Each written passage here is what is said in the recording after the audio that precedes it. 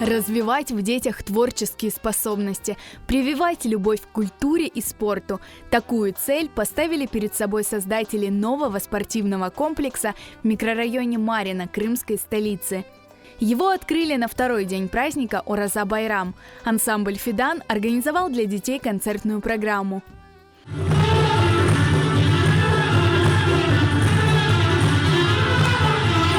Наша цель, в первую очередь, это пропаганда национальной культуры среди подрастающего поколения. На нас большая ответственность, потому что, находясь сегодня у себя на родине, мы не имеем права потерять то, что сохранили наши предки. Именно поэтому в это нелегкое время мы работаем и пытаемся расширяться. Глядя на то, как сегодня растет интерес и любовь к нашей культуре, мы вдохновляемся и пытаемся сделать так, чтобы проявить еще больше любовь к нашим детям, научить своей культуре, своим танцам. Маленькие силачи состязались в турнире по национальной борьбе «Куреш». Теперь в новом зале смогут заниматься дети с 4 лет.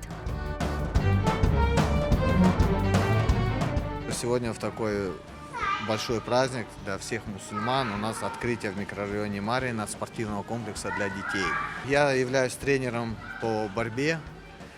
Наша задача как можно больше детишек привлечь к этому виду спорта, к нашему традиционному виду спорта, к курешу, к вольной борьбе. Борьба и наш народ, это мы отождествляем как неотделимое что-то, потому что мы все время боремся. Борьба и в жизни, и борьба как вид спорта, и больших результатов наши спортсмены уже добились. Bizim Marino'da açıldı öyle güzel zal. Mında Kırım Tatar ansambli olacak Fidan ve Kureş sportмен uğraşılacak ballar.